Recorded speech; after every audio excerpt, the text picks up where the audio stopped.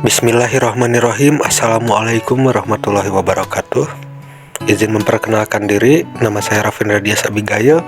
Saya dari kelas Teknik Informatika kelas E. Saya di sini akan menyampaikan sebuah materi yaitu Python. Pertama-tama, saya akan menjelaskan pengertian dari Python. Python merupakan bahasa pemrograman komputer yang biasa dipakai untuk membangun situs, software atau aplikasi, mengotomatiskan tugas, dan melakukan analisis data. Seperti yang saya cantumkan di video ini, bahasa pemrograman ini termasuk bahasa tujuan umum, artinya ya bisa digunakan untuk membuat berbagai program berbeda gitu, bukan khusus untuk masalah tertentu saja.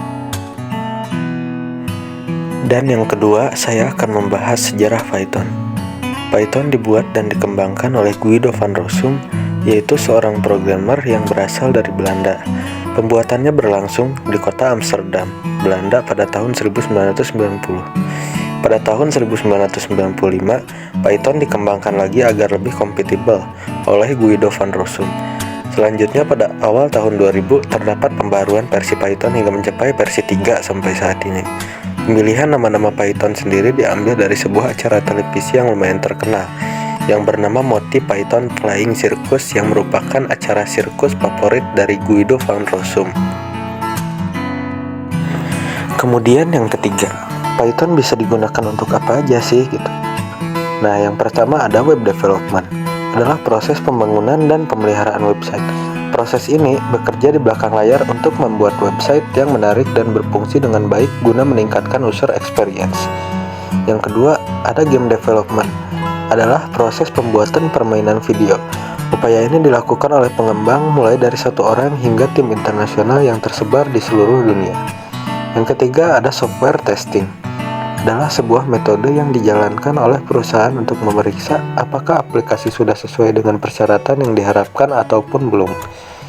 Yang keempat, analisis data, adalah proses pengolahan data untuk tujuan menemukan informasi yang berguna yang dapat dijadikan sebagai dasar pengambilan keputusan untuk memecahkan suatu masalah. Yang kelima, machine learning, adalah ilmu pengembangan algoritma yang secara statistik digunakan sistem komputer untuk menjalankan tugas tanpa instruksi, mengandalkan pola serta inferensi sebagai gantinya. Dan yang terakhir ada automasi. Secara umum, automasi dapat dipahami sebagai upaya menerapkan sebuah sistem yang baik untuk berbagai proses sehingga proses dapat berjalan dengan sendirinya. Jadi mengapa sih gitu harus menggunakan Python? Jadi salah satu alasan utama mengapa kita harus menguasai Python adalah karena bahasa ini mudah dipelajari.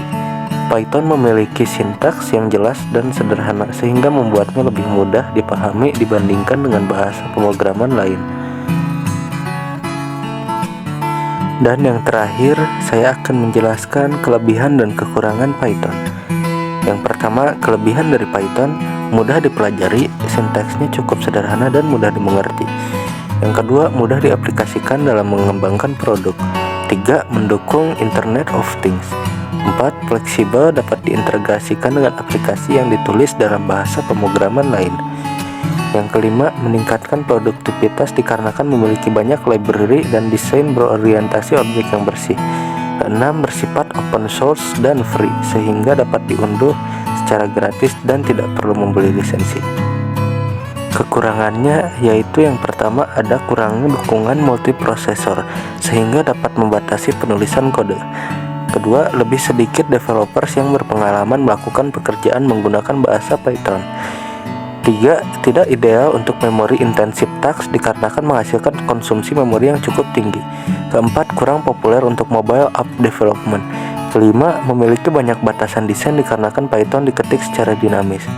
Dan yang terakhir, kecepatan yang lebih lambat dibandingkan dengan bahasa pemrograman lainnya.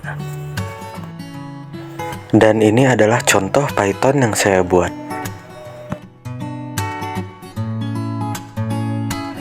Mohon maaf untuk contohnya tadi saya tidak memberikan dalam berbentuk video ataupun rekam layar gitu.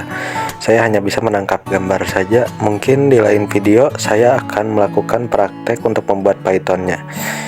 Mohon maaf bila ada kekeliruan dalam apa yang saya sampaikan, yang saya bahas mengenai materi Python ini.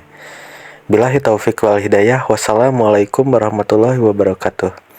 Terima kasih.